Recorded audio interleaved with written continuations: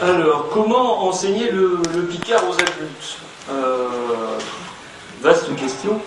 Et je vais même en rajouter deux autres en préalable. C'est est-ce qu'on peut enseigner le Picard aux adultes? Première question. Et la deuxième question, pourquoi enseigner le Picard aux adultes? Et j'en arriverai ensuite seulement à comment enseigner le Picard aux adultes. Voilà. C'est de ça que je compte vous parler ce soir. Je vais juste commencer par expliquer un petit peu ces termes. Enseigner le Picard aux adultes. Juste avec quelques rappels. Le Picard, bon, je pense que c'est inutile de m'étendre là-dessus. Je parle bien du Picard dans toute son extension géographique, c'est-à-dire non seulement la Picardie, mais aussi le Nord-Pas-de-Calais et le Hainaut-Belge. Je parle du Picard comme l'une des langues de France, au sens où le pose Bernard Saffiedini dans son rapport de 1999, qui s'appelait justement Les langues de la France. Donc ce rapport, encore un petit rappel, qui était écrit à la demande des ministres de l'Éducation nationale et de la culture de l'époque, en 1999, fait la liste des langues en dehors du français, des langues parlées en France traditionnellement. Il en trouve 75 langues de France, avec un concept qui dépasse un petit peu ce qu'on appelle jusque-là les langues régionales. Et notamment, il trouve en quelque sorte des nouvelles langues auxquelles peut-être on n'avait pas pensé auparavant, ou tout au moins auxquelles les pouvoirs publics n'avaient pas pensé. Il y a par exemple les langues sans territoire, comme le romani ou le berbère ou l'arabe dialectal, ou le yiddish. Mais il y a aussi un certain nombre de langues, de petites langues, qui étaient restées tranquillement dans leur coin. Et le Picard fait partie de ces langues un petit peu oubliées par l'histoire. Le Picard avec le normand, le gallo, le poitevin saintongeais et d'autres. Voilà. Donc, voilà pour le Picard. Enseigner aux adultes. Alors, comme Olivier l'a rappelé, je ne souhaitais pas parler effectivement de l'enseignement du Picard aux enfants. Parce que ça pose une série de problèmes très particuliers qui sont liés au rapport du Picard avec l'éducation nationale. Rapport qui est, il faut bien le dire, un petit peu conflictuel. Tout se passe comme si l'éducation nationale avait sa propre liste de langues, qui ne serait pas la liste qui est pour moi la seule liste à portée officielle, donc la liste de Bernard Saffiedini de 99 dont je parlais précédemment. Voilà. L'éducation nationale ne reconnaît que certaines de ces langues, selon des critères qui lui sont propres, qui sont d'ailleurs pas du tout explicités. Alors on a eu un certain nombre d'épisodes au cours de ces dernières années. Par exemple, en 2001, lorsque Jacques Lang a voulu relancer l'enseignement des langues régionales, il a créé des conseils académiques des langues régionales, mais il a refusé de les créer à Lille et à Amiens, au prétexte qu'à Lille et à Amiens, il n'y a pas de langue régionale identifiée par l'éducation nationale. Voilà. Donc on oublie non seulement le Picard, mais au passage on oublie aussi le flamand à Lille. Oui, effectivement, on pourrait gloser effectivement sur le fait que Jacques Lang a été ensuite élu dans le Boulonnais et que je me souviens d'un article d'ailleurs dans la presse où on lui demandait est-ce que vous comprenez le ch'ti, et il répondait non, mais enfin bien sûr le ch'ti a toute ma sympathie. Bon, ça c'était après le refus. Donc voilà un des épisodes de ces dernières années. Ensuite un autre épisode, Olivier l'a évoqué également, la suppression de l'épreuve facultative de Picard au concours de professeurs des écoles, en 2002. Ce qui fait que, finalement, on ne trouve du Picard que de façon très très modeste, dans des activités d'éveil, par exemple, et à l'initiative des enseignants, de certains enseignants volontaires. Donc c'est vraiment une place sur un petit strapontin, quoi, pour laisse ce Picard, mais en tout cas, il n'y a pas de place dans les programmes officiels. Donc, voilà, on pourrait gloser à l'infini. C'est un autre sujet. Je ne l'aborderai pas ce soir, sinon en préambule pour regretter cette cécité de l'éducation nationale et cette surdité, s'agissant d'une langue, c'est plutôt une surdité au Picard. Bon. Alors, donc si on n'enseigne pas aux enfants, l'enseigner aux adultes, il y a au moins deux sens possibles, hein, quand on parle d'enseignement aux adultes. Il y a le premier qui correspond à tout le champ de l'auto-formation. Hein. Et donc quand on parlait de l'intérêt d'assimile pour le Picard, ou de la méthode de René Debrie, dont je reparlerai après, c'était bien de ça qu'il s'agissait. Hein, ça vise les gens qui souhaitent, dans leur, tout seul dans leur coin, en quelque sorte, apprendre le Picard par leurs propres moyens, en achetant une méthode et en s'y plongeant de leur propre initiative. Donc ça, c'est un premier champ. Et un deuxième champ, c'est celui, alors qui est beaucoup plus structuré, beaucoup plus institutionnel, qui est celui de la formation continue. Formation continue pour adultes. Alors, ça, c'est un champ un peu particulier, dans lequel interviennent de multiples partenaires, mais avec une caractéristique de plus en plus forte, c'est que le pilote des formations continues pour adultes, c'est maintenant le conseil régional. Donc il y a une proximité des décideurs dans ce domaine qui éventuellement pourrait être mis à contribution si on voulait s'appuyer sur ce système, hein, pour promouvoir le Picard auprès des adultes, des apprenants adultes. Voilà. On verra un petit peu comment tout ça peut s'organiser. Donc voilà, le sujet de ce soir tel que je peux le définir en quelques mots. Alors donc, j'en arrive à ma première question, question primordiale, cruciale, mais finalement, est-ce qu'on peut vraiment enseigner le Picard aux adultes? Voilà. Et il y a une espèce de tabou sur cette question, me semble-t-il. À entendre les picardisants, on pourrait croire que le Picard, c'est une langue qu'on peut recevoir avec le lait de sa mère, en quelque sorte. Mais si on a raté une coche dans son enfance, et ben après c'est foutu, quoi. On est perdu pour le Picard. Alors, il y a des tas de citations dans la littérature picarde, hein, qui se réfèrent à ce tabou.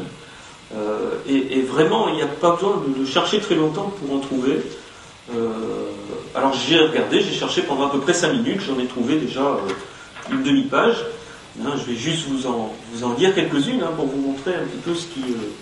voilà, comment on conçoit, comment les auteurs picardisants conçoivent l'apprentissage du Picard, ou l'acquisition du Picard. Donc si je prends par exemple Jules Mousseron, le poète mineur, pas au sens où c'est un petit poète, hein, c'est au sens qu'il était mineur de métier et qu'il a écrit des poésies, hein, à Denain.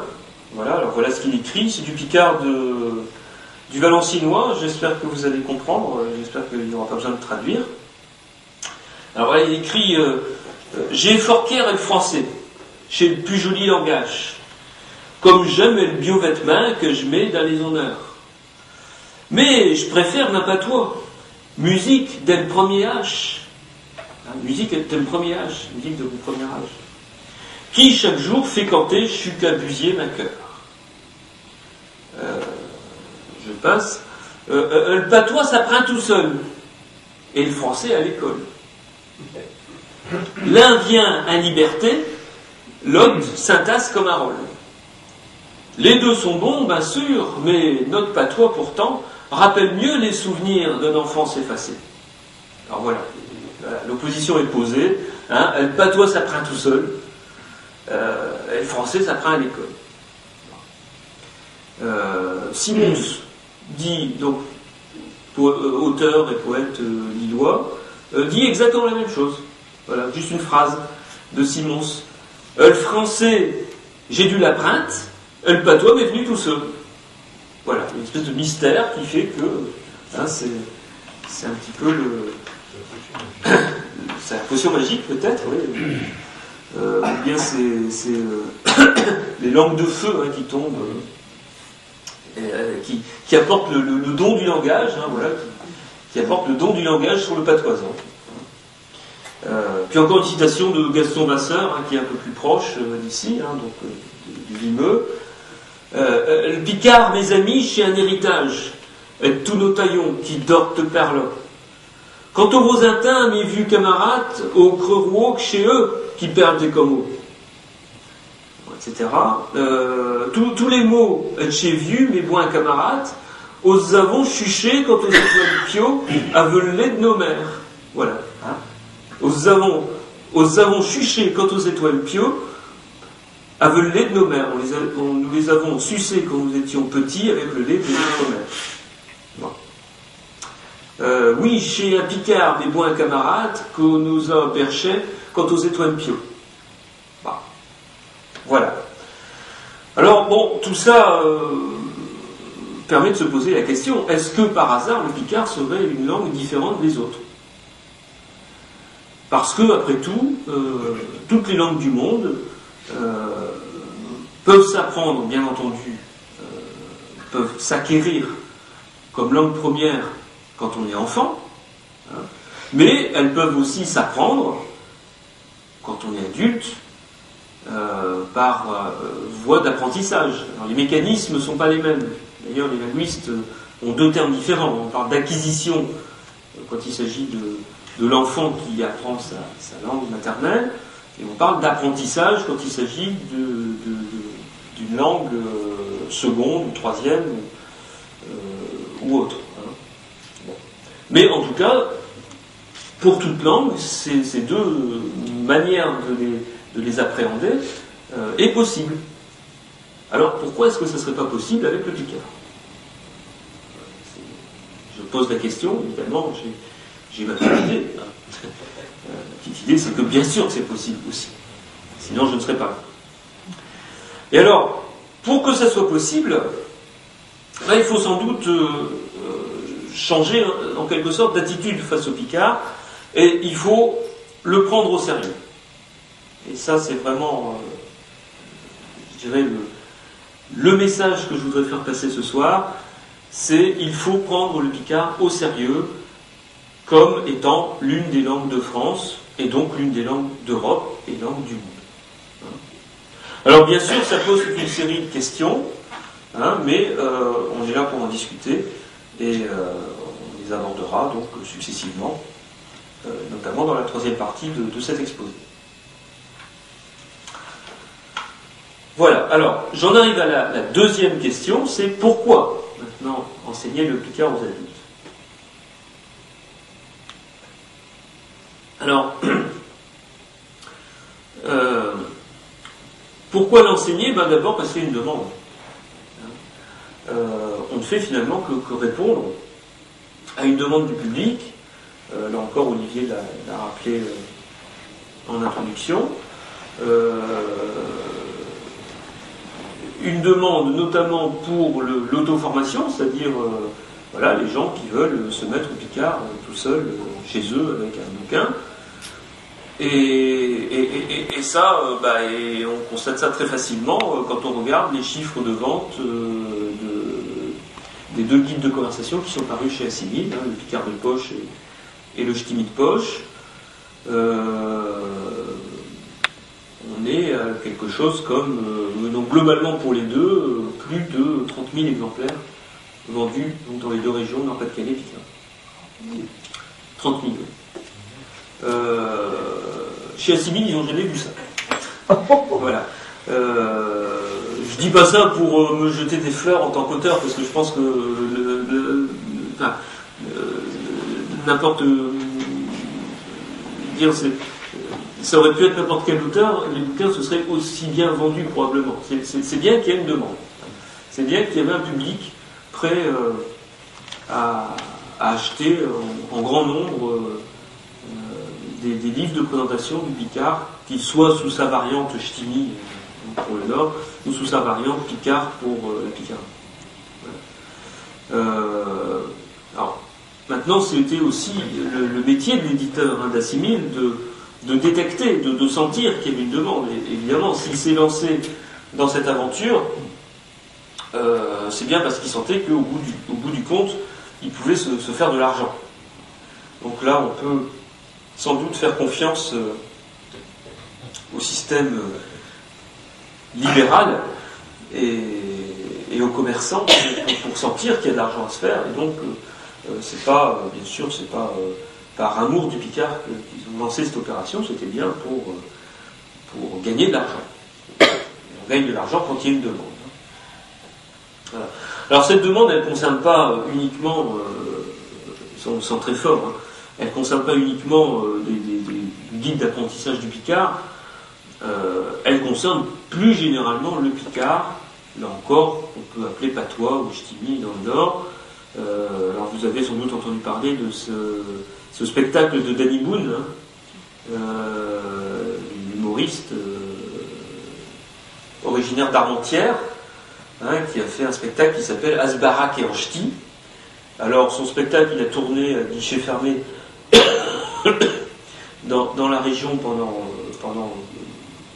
pendant plusieurs mois, et le DVD ou la cassette correspondant se sont vendus sur très peu de temps, aux alentours de Noël, se sont vendus, paraît-il, à 200 000 exemplaires. Donc là aussi, c'est un succès commercial absolument considérable.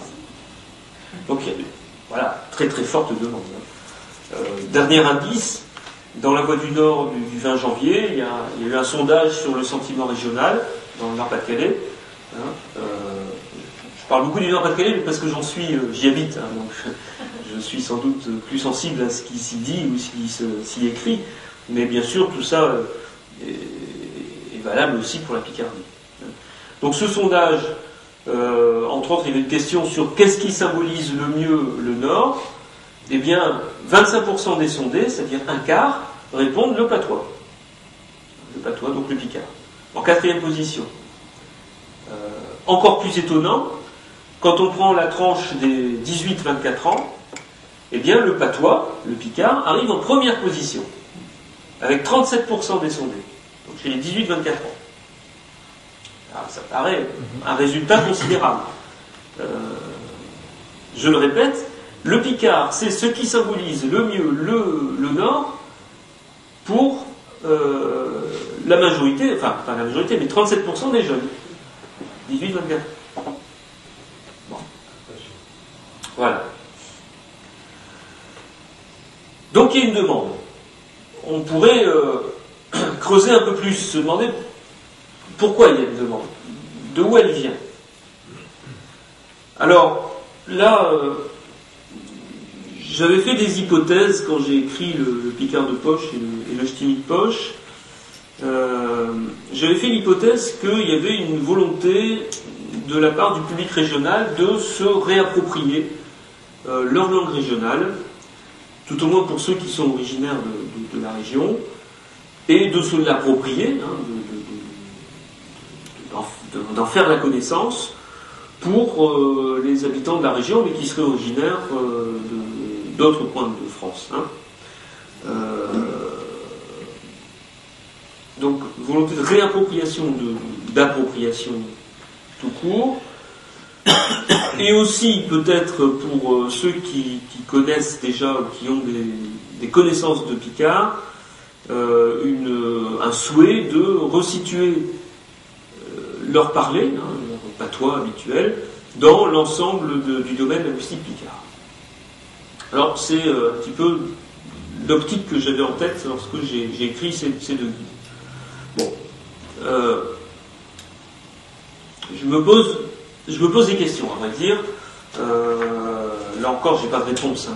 Vous allez voir, j'ai beaucoup de questions ce soir et éventuellement, c'est des questions que je vous retourne, hein, et puis on pourra. Peut-être que vous m'apporterez des réponses à l'issue de mon exposé.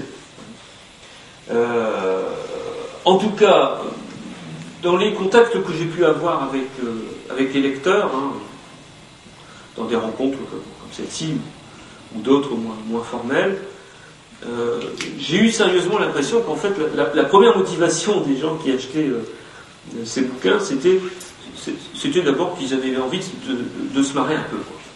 Voilà. Alors ils avaient envie de trouver des mots, des phrases qui les fassent rire. Jacques Lambrosi a écrit un article sur les réactions des jeunes d'IUFM face au Picard, et il a intitulé cet article « C'est laid, mais ça me fait rire ». Et puis peut-être que c'est ça, hein, la motivation première des acheteurs des guides assimiles. Bah ouais, ça me fait rire. Hein, on l'achète pour rire. Alors, ce qui fait que finalement, ils auraient pu rigoler avec n'importe quel bouquin en picard, hein, ou avec du picard dedans. Hein, ça aurait pu être un recueil d'expressions, ça pourrait pu être des poésies ou n'importe quoi, enfin, ou des histoires drôles, j'en sais rien. Hein, et donc, voilà, l'hypothèse un petit peu pessimiste qu'on peut aussi faire, c'est que ça a marché parce que, d'une part, c'est du picard et qu'il y a une demande pour le picard en général, et d'autre part, il y a évidemment la force de frappe d'un grand éditeur parisien derrière, hein, qui a su le placer en bonne place dans les librairies et faire la publicité qu'il fallait. Voilà. Alors, voilà, peut-être petite déception, hein, quand on constate que les lecteurs, mes lecteurs, n'ont peut-être pas lu l'introduction dans laquelle j'explique ce que c'est que le picard, que c'est une langue de France, enfin des tas de choses sérieuses comme ça. Hein, voilà. Toujours l'optique, prendre le picard au sérieux. Peut-être que j'étais un petit peu en décalage là, dans cette idée de prendre le picard au sérieux par rapport à un public qui veut du picard pour rire. Bon. Peut-être encore du travail à faire là-dessus. Voilà.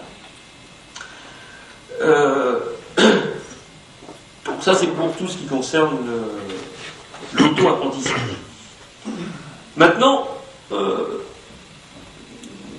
je pense qu'il existe des besoins de formation continue en picard, des besoins qui sont peut-être mal repérés. Et alors là, je vais formuler plusieurs hypothèses, 3 hypothèses exactement, de publics qui pourraient être concernés par l'apprentissage du picard, et ce, peut-être dans un cadre institutionnel, donc de formation continue d'adultes.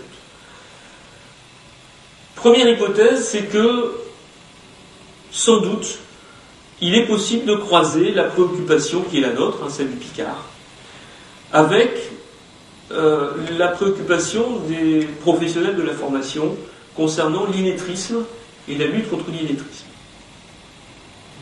Alors, un petit mot d'explication. On sait que le picard souffre d'une image assez fortement dévalorisée, et que cette image dévalorisée est largement intériorisée par un certain nombre de locuteurs.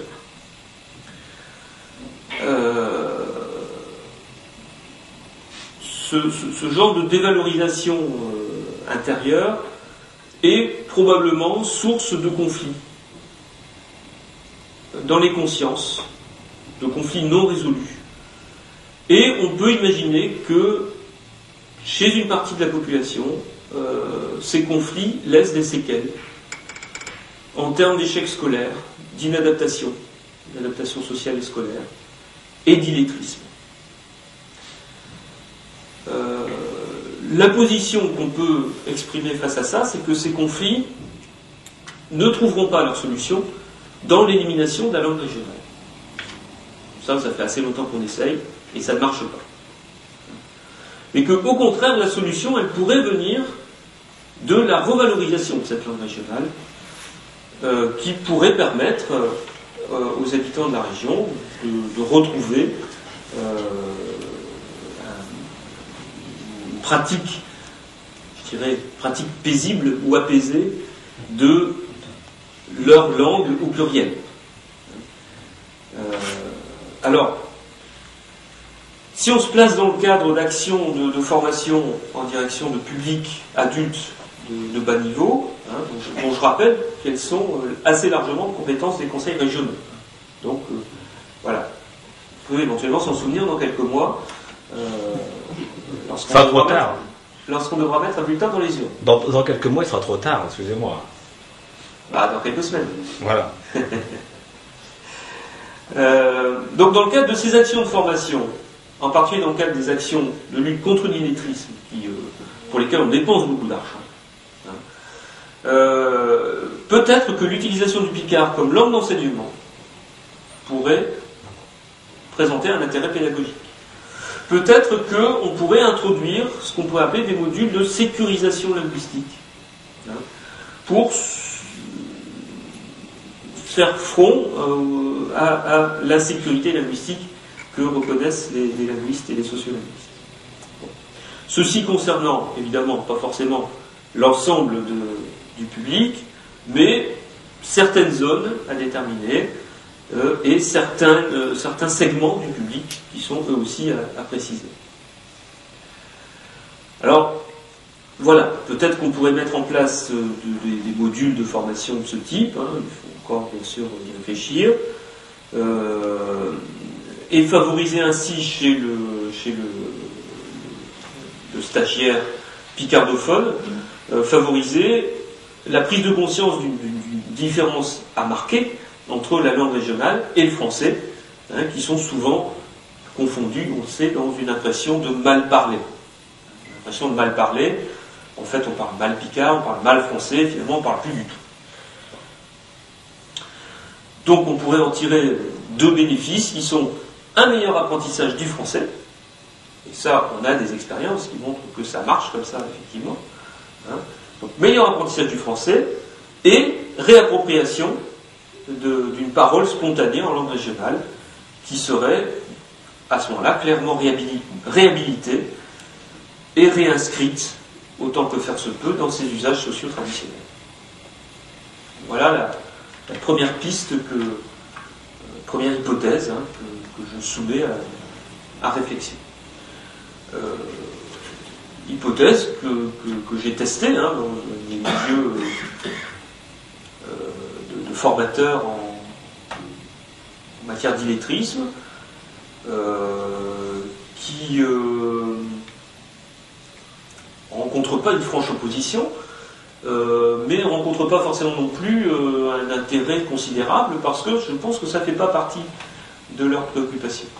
Je pense que, en particulier, les spécialistes de l'illettrisme sont un petit peu prisonniers d'une image individuelle de la personne qu'ils ont en face d'eux. J'ai eu des réponses du genre, mais on s'occupe de l'histoire personnelle des gens, et donc on s'occupe de leur histoire linguistique. Alors, c'est vrai que les spécialistes en illettrisme s'en occupent, que ce soit d'ailleurs par une prise en compte du picard, patois, etc., ou une prise en compte des langues de l'immigration chez les immigrés, bien sûr. Les deux sont présents. Peut-être même plus, d'ailleurs, actuellement, les langues de l'immigration. Mais j'ai l'impression qu'en s'occupant de l'histoire personnelle et individuelle des gens, on oublie leur histoire linguistique collective. Et c'est peut-être ça la dimension qui manque. Peut-être là-dessus qu'il faudrait porter la réflexion. Bon, cette réflexion, elle est possible. J'ai senti qu'on pouvait discuter avec ces gens-là. Et bien sûr, il faudra maintenant aller plus avant. Voilà, donc première voie possible. Deuxième hypothèse. Elle concerne les acteurs du secteur médical, du secteur social, qui, me semble-t-il, et ça paraît très évident, sont confrontés aux picards dans le public auquel ils ont affaire. Pensez par exemple aux gens qui travaillent en maison de retraite. Ça serait quand même très étonnant que le personnel des maisons de retraite ne soit pas confronté aux picards. Bon. Pensez aux infirmiers, infirmières, aux gens qui travaillent dans des centres de soins, dans des quartiers défavorisés. Certains quartiers, bien sûr, certains milieux, certains zones rurales. Là aussi, certainement qu'il y a du picard dans l'air. Hein. Et donc tous ces gens-là, peut-être, auraient besoin d'une forme de sensibilisation à la langue régionale. Alors, je vais juste vous citer un extrait d'un article que j'ai trouvé dans un bulletin qui s'appelle Contact Santé, qui est très confidentiel. C'est le bulletin de l'Observatoire régional de la santé de Nord-Pas-de-Calais. Et c'est un vieux truc, ça date de novembre 1988. Donc, question, est-ce que c'est encore d'actualité ? Mais donc c'est une dame, coordinatrice du centre de soins du Faubourg d'Arras à Lille, qui rapporte une expérience et qui intitule son article « Apprendre à comprendre ce que les autres savent pour pouvoir leur apprendre ce que nous savons ». Alors je vous lis juste un extrait de cet article. L'expression des gens à propos de leur santé et de leur expérience de la vie est souvent très variée, très riche, mais inconnue des professionnels que nous sommes. Nous pensons trop souvent que les gens ne savent pas. Les infirmières du centre de soins à Lille ont fait l'expérience que le savoir populaire existait et que pour réaliser des actions de santé communautaire, il fallait partir de ce savoir. Intéressant. Donc, ils savent quand même quelque chose. Alors, je saute un peu dans l'article, si vous voulez. En fait, cette dame explique que le centre de soins a fait une conférence sur la sexualité et que pour en évaluer l'impact, les infirmières ont passé un questionnaire aux jeunes, un questionnaire écrit aux jeunes et à leurs parents. Et elles ont constaté que les jeunes et leurs parents avaient retenu très très peu de choses.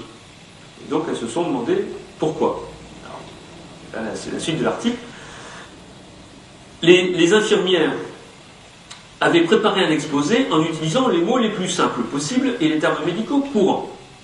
Mais en parlant ensuite avec le jeune et sa mère, elles se sont rendues compte qu'un vocabulaire traditionnel était employé pour tous les organes sexuels et qu'il n'avait aucun rapport avec le vocabulaire technique. C'était un vocabulaire de la vie, transmis de génération en génération. Il fallait donc relever ce vocabulaire et ne pas le disqualifier aux yeux des jeunes gens, mais l'écrire avec en regard le terme technique. Ben voilà, ce que dit cette dame, c'est très exactement ce que je viens de dire. C'est que dans ce quartier-là, en l'occurrence, au Faubourg d'Arras à Lille, et en 1988, c'est daté, je ne sais pas si c'est encore comme ça maintenant, mais les jeunes, pour leur parler de sexualité, il faut leur parler dans le langage traditionnel. Et quelque chose me fait penser que le langage traditionnel, en matière de sexualité, peut-être qu'il y a du picard dedans. Donc voilà, c'est un témoignage intéressant. Ça montre le rapport, l'intersection, là encore, qu'on peut trouver entre picard et formation. J'aurais pu d'ailleurs citer un autre exemple, qui est celui du docteur Dickès à Boulogne, que certains connaissent peut-être, le docteur Dickès, qui a écrit des dictionnaires du patois boulonnais, plusieurs ouvrages sur le patois boulonnais, et je crois que le premier s'appelait Osam Pekai. Alors, en boulonnais, ça veut dire, ici on dirait Osam Peche, donc pas nous sommes péchés, mais nous sommes attrapés. Voilà. Ou plutôt, en fait, en boulonnais, ça veut dire nous avons attrapé quelque chose. Alors ça peut vouloir dire d'ailleurs, stupécaille, ça peut vouloir dire j'ai attrapé, sous-entendu, un enfant. Donc je suis tombé enceinte. Voilà. Et en fait, le docteur Picasse, il a relevé d'abord ces termes. Il était médecin, docteur en médecine, et il a d'abord relevé ces termes médicaux traditionnels lors de ses visites avec des vieilles patientes, des vieux patients. Voilà, qui, pour parler de leur maladie, de leur corps, utilisaient le vocabulaire traditionnel, c'est-à-dire le vocabulaire picard. Donc il a recueilli tout ça, il en a fait un recueil, puis de proche en proche, il s'est intéressé aussi à l'ensemble du parler boulonnais, et d'ailleurs de tout le littoral. Voilà, donc ça c'était mon hypothèse numéro 2. Hypothèse numéro 3 maintenant. Elle concerne l'éducation nationale. Alors, j'ai parlé en introduction de l'enseignement du picard à l'école, pour dire que je n'en parlerai pas. Si je reviens à l'éducation nationale, c'est pas pour parler des rapports entre, disons, l'introduction du picard dans l'enseignement, mais c'est pour parler des rapports des enseignants, ou plus généralement du personnel de l'éducation nationale, avec les familles. Là encore, des indices me laissent supposer que lorsque les enseignants sont confrontés aux familles, eh bien, ils sont aussi confrontés au picard, là encore, dans certaines zones, dans certains milieux, à préciser. Et là, je voudrais citer encore un extrait. Alors là, j'ai trouvé sur un forum internet, un forum de l'inspection académique du Nord, qui porte sur les problèmes des élèves en difficulté. Donc on rejoint d'ailleurs le problème de l'illettrisme en amont. Hein. Et donc voilà, je vais vous lire la contribution d'une rééducatrice d'un réseau d'aide pour élèves en difficulté. Alors voilà ce qu'écrit cette rééducatrice. Elle commence par ouvrir des guillemets. Hein, donc je les ouvre à sa suite. Et voilà ce qu'elle met entre les guillemets. L'an dernier, Eustio, il voulait jamais à l'école. Il voulait jamais aller à l'école. Il braillot tout dit. Et elle ferme les guillemets. Et elle continue. Cette phrase, entendue la semaine dernière au cours d'un entretien avec une maman, n'est pas rapportée ici pour faire rire. Mais pour faire prendre conscience de l'immense décalage qui peut exister entre la langue orale de la maison et celle attendue à l'école. Bah tiens, ça c'est moi qui dis, bah tiens. Déjà en mai 97, rajoute cette rééducatrice, dans le bulletin d'information de la circonscription de Douai-Ouest, je signalais le manque de vocabulaire des enfants et surtout des enfants au milieu défavorisé. Je parlais des lacunes lexicales. Alors là, excusez-moi, mais je crois qu'on est en pleine confusion. Où sont les lacunes lexicales ? Hein ? Je reviens à la citation de départ. L'an dernier, Stio, il voulait jamais aller à l'école, il braillot tout dit. Bah, moi, le lexique est absolument impeccable. Et bien à sa place. C'est du bon lexique picard. Wow. Donc, je me dis, quand je lis ça, quand je lis ce qu'écrit une rééducatrice confrontée à des enfants en difficulté, quand je vois qu'elle confond l'usage d'une langue, le picard, qui n'est pas du français, avec des lacunes lexicales, je me dis qu'il y a un problème. Et que ces gens-là, peut-être qu'ils ont besoin de formation spécifique sur cette question de notre langue régionale. Voilà. 3 pistes qui sont ouvertes,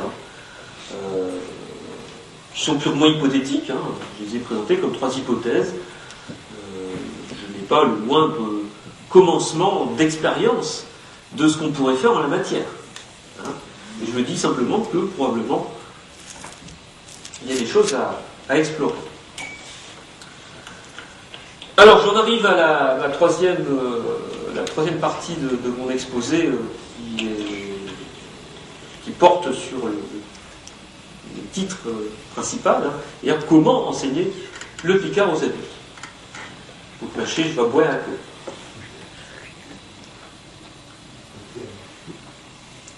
Merci. Alors, bon, donc, comment enseigner le Picard en adulte? Acheter, bien sûr, chez Assimi, le ch'timi de poche et le Picard de poche. N'achetez pas les deux, hein, je vous le dis, parce que c'est la même chose. C'est juste deux variantes du même, grosso modo, de la même méthode. Quoi. Bon. Ceci dit, j'ai pas été le premier, hein, donc j'ai ramené voilà, ce que je connais de mes prédécesseurs. Hein, il y a René Debry, dont on a parlé tout à l'heure, hein, Picard Bellérade, donc 83, la date exacte, édité chez Omnivox, et c'était accompagné de cassettes. Donc, voilà. Les voix sont parmi nous, ou certaines voix. Donc ça portait sur le Picard de l'Amiénois. Hein. Alors il y a eu de l'autre côté du domaine Picard, Paul Mailleux à Tournai, voilà, qui a fait un bouquin très très bien, qui s'appelle Cité d'Ichy par le Comici, qui a été édité par la Maison de la Culture de Tournai en 1988, mais qui reprend en fait un recueil d'articles que Paul Mailleux avait publié dans Nord-Éclair dans les années précédentes. Donc 50 leçons à son aise, nos patois picards à 50 épisodes. Voilà. C'est encore en vente, hein, c'est très très dense, très bien fait. Encore en vente à la Maison de la Culture de Tournai, si certains sont intéressés. Et puis, alors ça, je ne sais pas si ça a été publié en bonne et due forme, hein, c'est le cours de patois picard du Boulonnais, de Michel Lefebvre. Alors c'est un peu le même principe, hein, ça a été réalisé en 93, j'ose pas dire publié parce que je pense qu'il n'y a pas eu réellement de publication en nombre, quoi. C'était des tirages en photocopie, mais relativement artisanal. Voilà. J'ai pas rapporté, mais il y a eu après le Picard de poche et le ch'timi de poche, Guy Dubois a sorti un petit ouvrage qui ressemble d'une certaine manière, qui s'appelle Comme il dit Joe Pépère, hein, qui est basé sur le même principe, c'est-à-dire des phrases ou des expressions, etc. Donc ça c'est pour les bouquins qui ont été publiés. Et puis il y a eu, je connais deux expériences de cours de Picard, hein, de cours collectifs. L'une qui à mon avis est arrêtée maintenant, qui est l'école de patois de Boulogne, donc par Michel Lefebvre, hein, et qui s'appuyait sur sa méthode. Alors paraît-il que ça a essaimé à Berck à un moment donné. Peut-être que Pierre peut être peut-être au courant. Oui, je crois effectivement qu'il y a quelque chose, c'est un peu avec les mêmes principes orthographiques. Ouais, c'est ça. Ouais. Donc, voilà pour le littoral, hein, Berck-Boulogne. Et puis, alors à Tournai, là aussi, donc, sur la base du bouquin de Paul Mailleux, il y a depuis des années un atelier langue et culture régionale qui est animé par Bruno Delmotte et Paul André, qui fonctionne donc avec un petit groupe. À un moment, ils avaient séparé un groupe enfant et un groupe adulte, dont le but, alors tel qu'il est défini, hein, dans la brochure de la Maison de la Culture, s'approprier ou se réapproprier la langue picarde. C'est ce que je vous disais, c'est donc le même projet, hein, que celui que j'avais à l'origine. Au-delà d'une façon pittoresque de s'exprimer, il s'agit de retrouver ses racines, d'un travail sur l'identité, élément constitutif de notre personne. S'intéresser à la langue régionale, c'est aussi se soucier de sa qualité de vie, ainsi qu'un moyen de réflexion sur le présent et l'avenir. L'atelier s'attachera à l'étude de la langue, mais aussi à la découverte de textes anciens et nouveaux. Il comportera des démarches créatives et récréatives. Alors, effectivement, d'ailleurs, dans cet atelier, il y a aussi une part d'écriture. Hein. Ça s'adresse d'ailleurs à des gens qui connaissent déjà le Picard. Hein. C'est pas réellement des cours d'apprentissage du picard, c'est plus une animation autour du picard. Voilà, j'aurais aussi pu parler, d'ailleurs, parce que là j'ai cité les méthodes qui se présentent comme des méthodes d'apprentissage, mais il est évident que tout ce qui existe comme lexique, comme grammaire du picard, voire même tout ce qui est écrit en picard, les recueils de textes, les revues, bon, tout ça peut contribuer, peut servir d'outil d'apprentissage. Je pense par exemple au gros dictionnaire de Jean-Marie Braillon, qui est en train de publier par épisode, lui aussi, français-picard. Ça se présente explicitement comme un outil d'apprentissage, d'aide à l'apprentissage du picard. Donc voilà pour ce qui existe. Alors maintenant, tout ça pose une question, et finalement, chacun y a répondu un peu à sa manière. La question, c'est quel picard enseigner? Et oui, c'est vraiment la grosse question qui se pose. Et évidemment, on touche au problème de la variation. Variation dans deux sens. Je dirais qu'il y a une variation horizontale, en quelque sorte, qui est la variation géographique, la variation dialectale.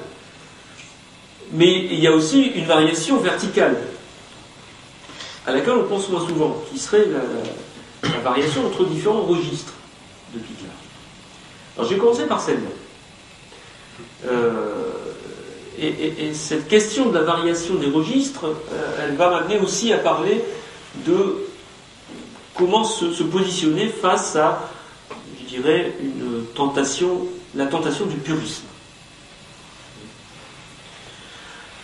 Alors, on peut partir de ce qu'écrivait Fernand Carton en 81 pour décrire la situation socio-linguistique de la région. Il considérait qu'il y avait un continuum dans lequel il distinguait quatre niveaux, 4 étages. Il y aurait le français commun, il y aurait ensuite le français régional, qu'il définit comme un mélange à dominante de français commun, mais qui, pour un picard, est le français tout court. Ensuite, le 3e étage serait un français dialectal ou local, c'est-à-dire un mélange à dominante dialectale propre à un petit pays. Les éléments dialectaux sont nombreux et ou frappants. C'est ce qu'on appelle au sud, dit Fernand Carton, par les picards, et au nord, par les ch'tis. Pas tout à fait sûr que ça soit comme ça, mais... Et enfin, le 4e étage serait l'ancien patois de village, figé et condamné à terme, survivance isolée d'un groupe social restreint. Alors, est-ce que ces 4 étages de Fernand Carton correspondent à autant de registres? Et est-ce qu'on pourrait identifier le 4e étage, le premier, c'est pas dans quel sens, le dernier dont j'ai parlé, c'est-à-dire l'ancien patois de village, est-ce que ça serait ça le pur picard?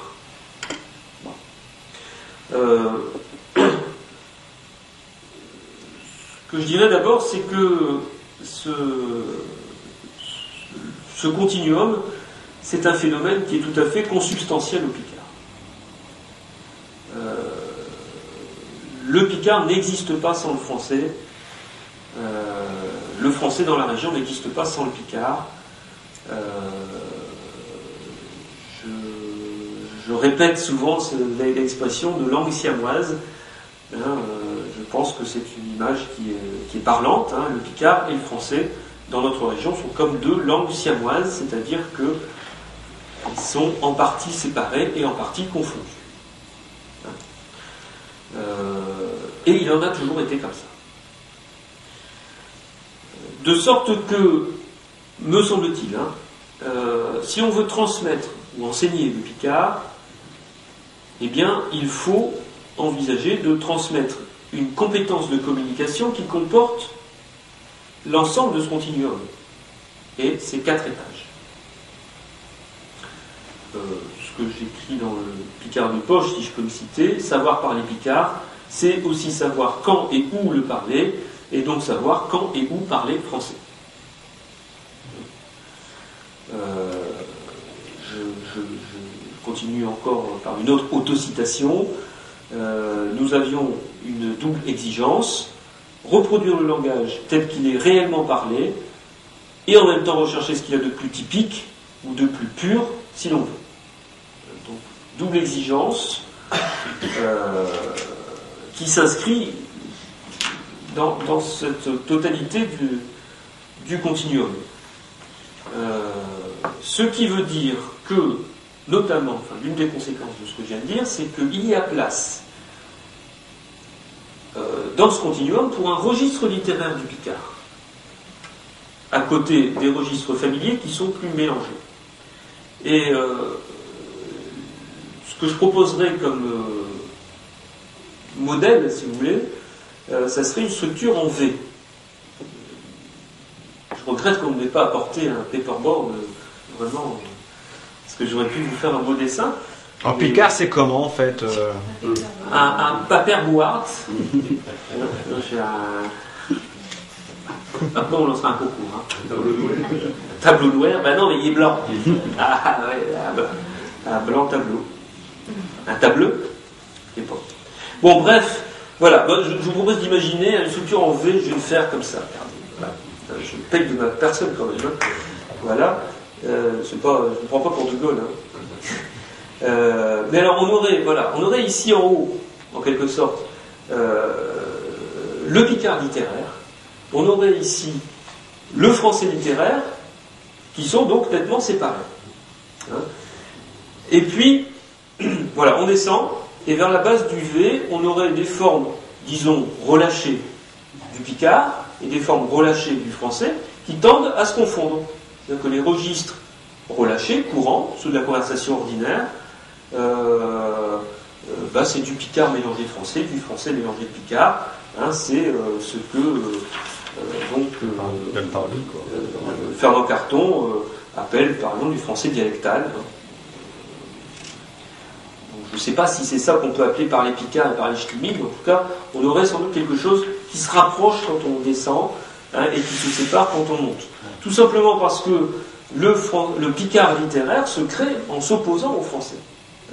L'auteur qui écrit en Picard, il cherche, et ça a toujours été comme ça, hein, depuis, au moins dans la période moderne du Picard, depuis le XVIIe siècle.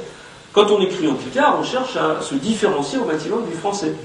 Et on ne fait pas forcément ça quand on le parle. Donc il y a bien un Picard littéraire, écrit, recherché, si vous voulez,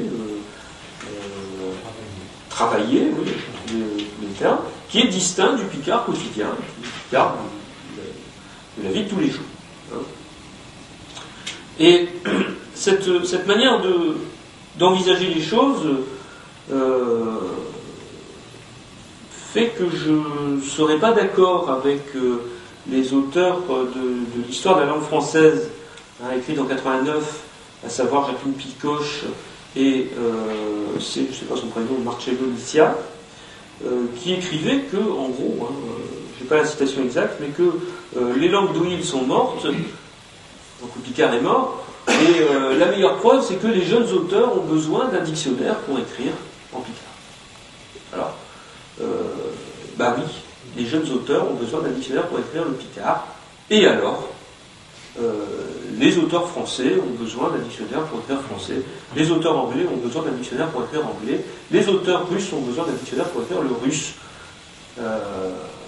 Et il suffit de lire Solzhenitsyn pour savoir que c'est pas du russe quotidien. Hein. Donc ça existe dans toutes les langues. Le registre littéraire est complexe, c'est une langue travaillée, c'est une langue cultivée, et ça peut exister en Picard aussi. Il n'y a pas de raison que ça n'existe pas. Et donc je pense qu'une présentation du Picard, dans cette variation verticale, variation de registre, eh bien, elle doit prendre en compte à la fois le langage quotidien. Par exemple, quand je présente le vocabulaire du bistrot, hein, comment on s'exprime au bistrot, je préviens bien qu'il n'y a pas de purisme, que ce n'est pas des phrases recherchées. Surtout au bout du troisième verre. Hein. Et alors, quand on arrive au quatrième, là, c'est encore pire, c'est pire. Voilà. Mais, en même temps, je pense qu'on peut, dans un bouquin comme ça, introduire, et qu'on doit même, parce qu'on est là aussi pour présenter un Picard dans toutes ses dimensions, et donc on doit introduire du vocabulaire et des tournures un petit peu compliquées, des mots rares, des mots archaïques, qu'on doit aller rechercher dans les dictionnaires, et quelquefois qu'on doit même inventer. Hein, donc j'ai proposé quelques néologismes que j'assume. Hein, voilà, j'ai proposé par exemple du vocabulaire pour l'Internet. Hein, c'est pas moi qui l'ai inventé d'ailleurs, c'est du vocabulaire en grande partie que j'ai repris dans les sites Internet existants en Picard. Bon, je pense qu'il faut le présenter. J'ai proposé dans le vocabulaire de la maison et d'entretien de la maison, j'ai suggéré que pour parler de l'aspirateur, on pourrait, pourquoi pas, utiliser un mot comme chuche-porrette, hein, donc suce-poussière. Voilà.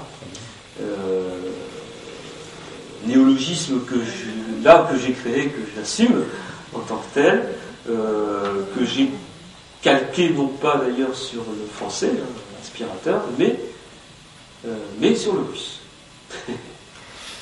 Voilà. Puis ça passe bien en picard, je trouve, un chuche-porrette. Il y avait le chuche-mourette aussi qui passait pas mal. Hein. Voilà, justement, bah ouais, ça me fait penser à ça. C'était au bout du troisième verre. Le chuche-mourette, c'était avant. Le chuche-mourette, c'est un apéritif du Nord, pour ceux qui ne connaissent pas. Donc, voilà, pour la question des registres et du purisme. Donc, en résumé, il y a place pour les deux. Voilà. On peut être puriste en Picard, on peut être exigeant, je dirais, mais en même temps, on doit laisser la place à l'usage quotidien et l'usage oral, qui est évidemment pas le même, qui n'est pas du tout le même. Alors maintenant, la question de la variation dialectale.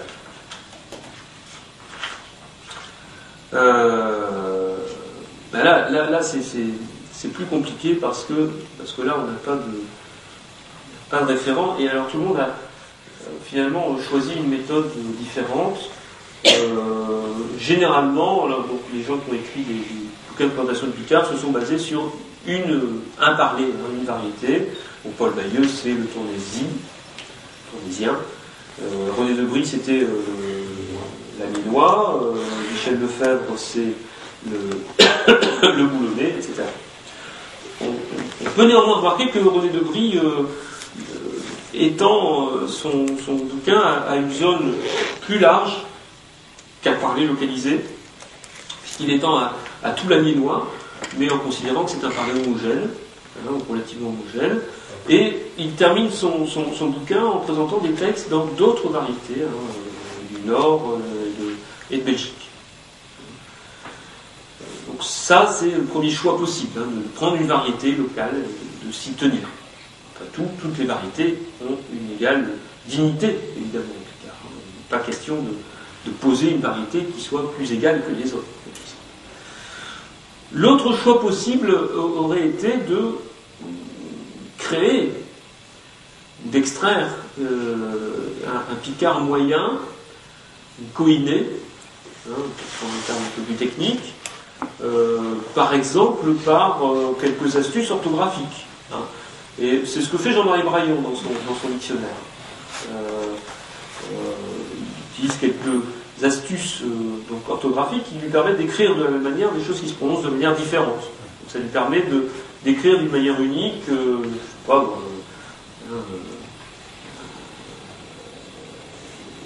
un K et un Co, par exemple. Hein. Un K dans le nord, un Co dans le sud. Bon, et lui il écrit C-A avec un petit rond au-dessus, ce qui peut faire penser aux deux. Ça aurait été un choix possible. Je constate que finalement, à part Jean-Marie Braillon, personne n'a fait ce choix. Alors, je ne sais pas, enfin, on peut en discuter. L'avenir nous le dira. On en parlera. Ouais. On en parlera. Alors, quant à moi, ce que j'ai proposé, c'est de considérer le picard comme ce que les linguistes corses en premier, puis d'autres après, ont appelé une langue polynomique. C'est-à-dire une langue dans laquelle il n'y a pas de variété standard, ou plutôt une langue dans laquelle il y a plusieurs variétés qui peuvent, à égalité, prétendre au rôle de standard.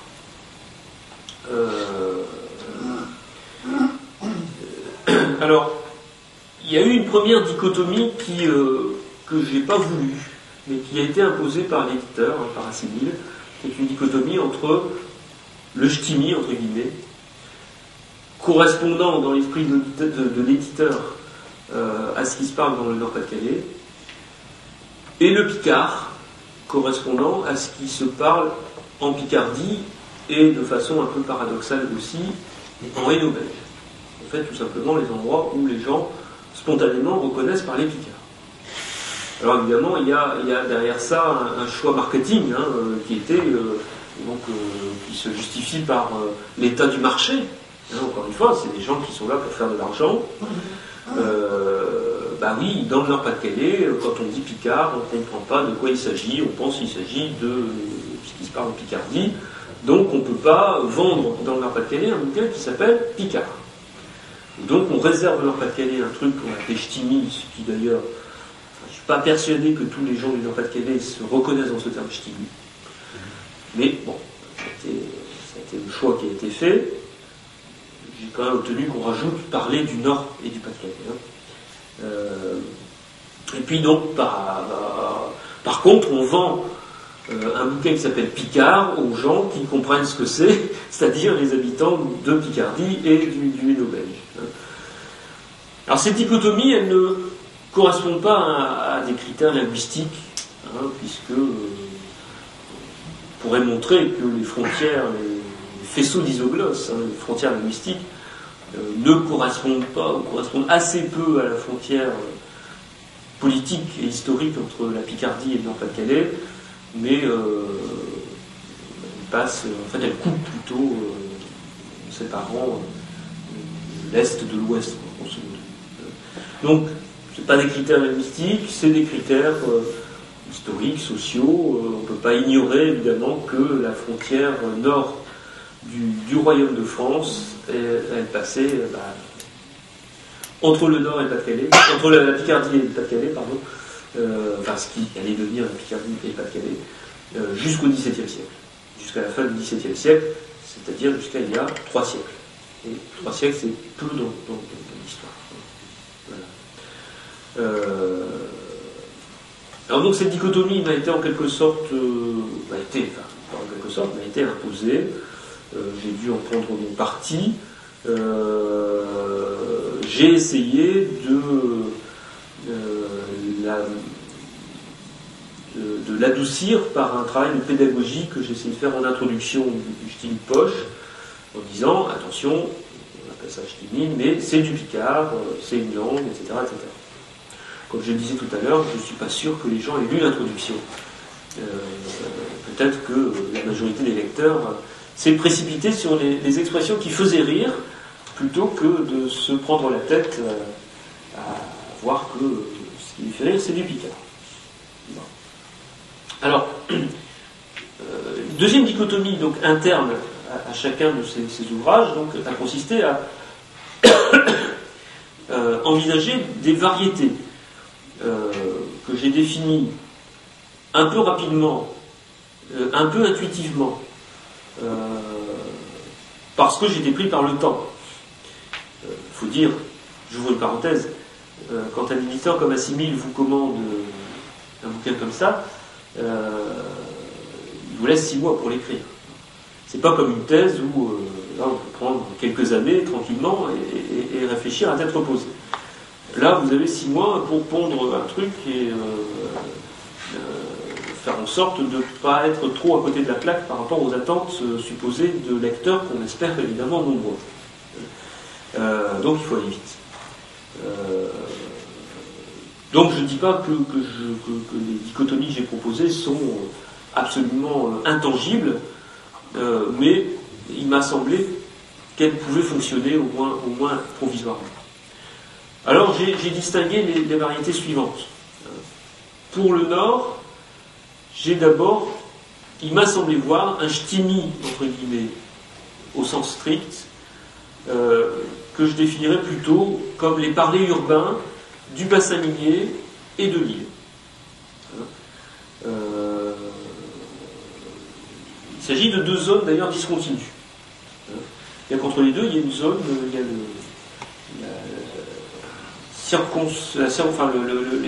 la zone rurale autour de l'île qui, à mon avis, n'est pas incluse là-dedans. Mais c'est une variété qui se caractériserait par peut-être des caractéristiques sociologiques. C'est un parler urbain, et ouvrier. C'est un parler ou un ensemble de parlers qui ont une littérature assez abondante, illustrée par tous les auteurs miniers, par exemple, et par à Lille des gens comme des Rousseau ou comme Simmons. Alors ça a été la variété de base du ch'timi poche. Ensuite, il m'a semblé pouvoir distinguer la variété de Roubaix-Tourcoing et de cette fameuse couronne rurale autour de l'île, qui ont des caractéristiques un peu particulières, sur lesquelles je ne m'appesantirai pas. Ensuite, troisième variété possible, le rouchi, entre guillemets, c'est-à-dire ce qu'on parle dans le Hainaut, autour de Valenciennes, qui est assez proche de la première, mais peut-être qu'elle se caractériserait par, là aussi, une tradition littéraire, avec Jules Mousseron. Et puis, tous les gens qui continuent d'écrire encore maintenant dans la lignée de Jules Mousseron. Alors, il y a quelques caractéristiques phonétiques ou morphologiques particulières aussi. Et enfin, je verrai un gros paquet, alors c'est là qu'il faut peut-être y distinguer d'un peu plus près, que j'appelle artois, rural et littoral. Donc c'est tous les parlers du Terrois, de l'Audomarois, de l'Artois, donc la région d'Arras, plutôt la Rajoie, et puis Montreuil, Boulogne, jusqu'à Calais. Là aussi, les caractéristiques phonétiques avec des diphtongues, beaucoup de diphtongaisons. C'est ce qui, à mon avis, caractérise le mieux se parler, mais enfin, sans doute qu'on peut aller plus loin. Pour la Picardie, j'ai distingué l'Amiénois, nord, sud, est, ouest et Amiens-centre, qui me semble former effectivement une entité assez cohérente, d'ailleurs, qui a été exploitée par René Debris. Le Vimeux-Pontieux, qui se distingue sans doute, surtout là aussi par une tradition littéraire, parce qu'il me semble que, d'un point de vue linguistique, les parlers du Vimeux et du Pontieux sont quand même très très proches de l'Amiénois, à part quelques caractéristiques. On dit Chauvevac, on ne dit pas Elvac ou Chelvac. On dit Gétouot ou Gétoueux, au lieu de dire Gétoué. Bon. Il y a quelques caractéristiques, mais enfin on est quand même dans des parlers qui sont très très proches. Par contre, si on va de l'autre côté, c'est-à-dire vers l'est, il y a le paquet vermondois-Thiérache qui est très différent de l'Amiénois, enfin très différent, relativement différent, et qui regarde davantage vers le nord. Les solidarités linguistiques du vermondois et de la Thiérache sont très nettement avec le Cambrésis, le Hainaut. Alors, le Beauvaisis sans doute,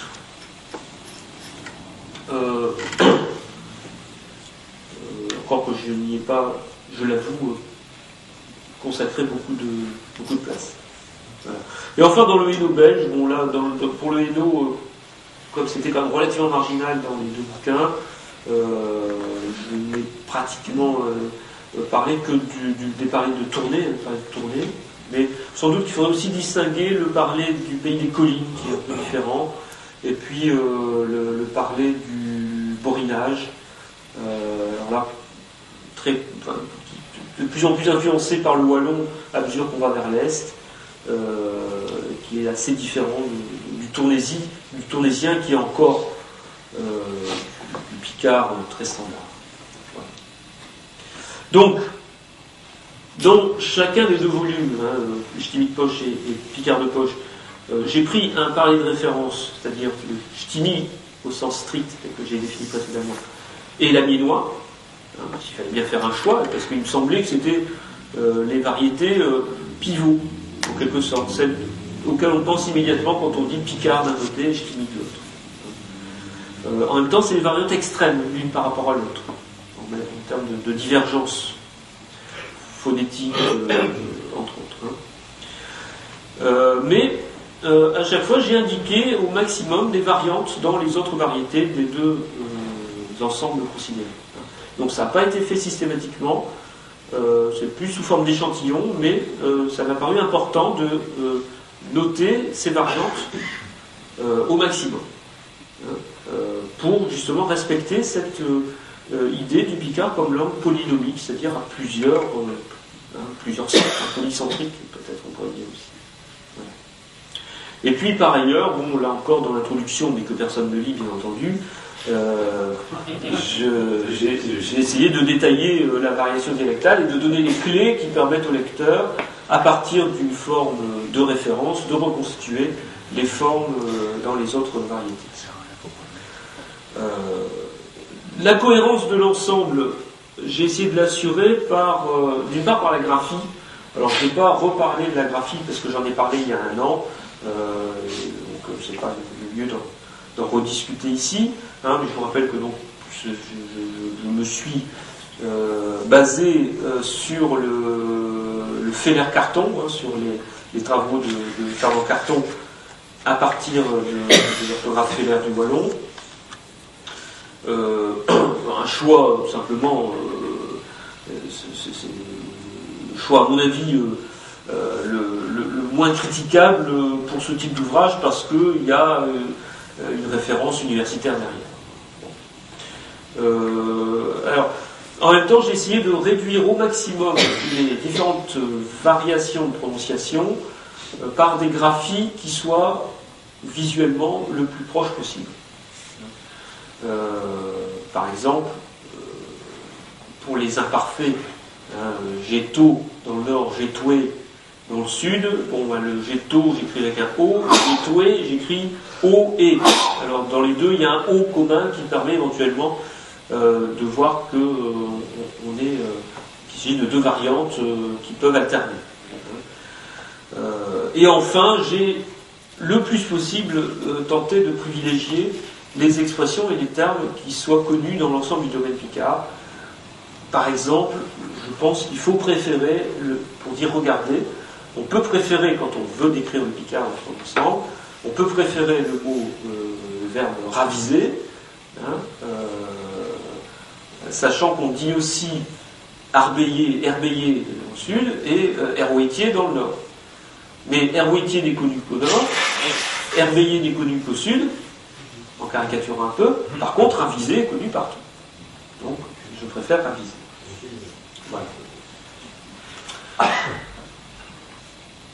Alors, dernière petite question, et après je vous laisse tranquille. Enfin, après, c'est vous qui me posez des questions. Quel contenu pour ce type d'ouvrage? Alors, il m'a semblé qu'il y avait un écueil à éviter, qui était de se contenter de faire un recueil d'expressions pittoresques et amusantes. Encore une fois, c'est bien pour ambition de prendre le picard au sérieux et de le faire prendre au sérieux.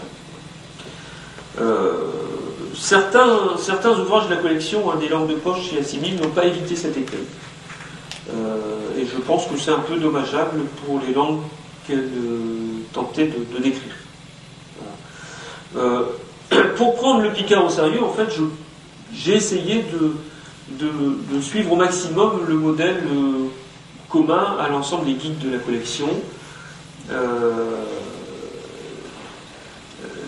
en partant d'une espèce de fiction qui serait qu'il fallait apporter à un touriste étranger les moyens d'expression indispensables dans une visite dans la région. Ça, c'est une fiction, bien entendu. C'est que le touriste étranger, quand il va aller à l'hôtel, il ne va pas demander et je veux Royan Camp. Non, ça ne se fait pas. Mais au moins, ça permet de ne rien oublier d'important. Et alors, on corrige ça par un petit peu de réalisme, hein, et ce que j'ai tenté de faire, j'ai essayé d'identifier là-dedans les circonstances où le Picard, effectivement, peut et éventuellement doit être utilisé. Donc tout ce qui est la famille, les travaux agricoles, les loisirs, la chasse, la pêche, le travail, etc. Donc les circonstances, le café, les jeux traditionnels. Voilà. J'ai essayé de systématiser les connaissances proposées au lecteur, donc en proposant des listes thématiques de vocabulaire, pas seulement des expressions toutes faites, mais aussi des listes. Voilà, le corps humain. Bon, de quoi est-ce qu'on a besoin pour parler du corps? Bon, alors, tête, chez Caveux, chez moi, chez Bro, chez Gamp, chez Pied, alors même des mots qui ne seraient pas très typiques, hein, pied, tête, voilà, insu, schné, elbook, bon, il faut tout mettre, je pense, il faut apporter tous les moyens d'expression. Et puis, des phrases d'application, évidemment, mais des phrases qui peuvent être utilisées dans la vie courante, hein, pourquoi pas, et en plus, évidemment, des expressions, des proverbes, donc tout ce qui fait rire, justement, et que l'on ne peut pas trop éviter. Voilà. Alors, 2 mots de conclusion. On est probablement à un moment où on ressent de plus en plus fortement une défaillance de la transmission familiale du Picard. Transmission des parents aux enfants, ou des grands-parents aux petits-enfants, comme c'est plutôt la règle pour les langues régionales.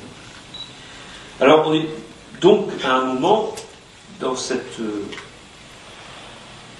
circonstances, où enseigner le Picard, que ce soit à l'école aux enfants ou à des adultes, donc enseigner le Picard peut se substituer, peut-être temporairement, à cette transmission naturelle. En tout cas, l'enseignement du Picard peut lui redonner sa dignité, ou une certaine dignité, et éventuellement, par effet de ricochet, peut favoriser le réenclenchement d'une transmission naturelle, qui évidemment est la seule condition de viabilité d'une langue. Une langue meurt le jour où plus aucun enfant ne l'apprend de ses parents, ou de ses grands-parents, enfin, de son milieu familial. Donc, redonner dignité au Picard pour réenclencher sa transmission naturelle, voilà, je pense, l'un des objectifs de son enseignement. Alors, il y a sans doute d'autres moyens d'arriver à ces fins. La littérature est un de ces moyens, littérature originale.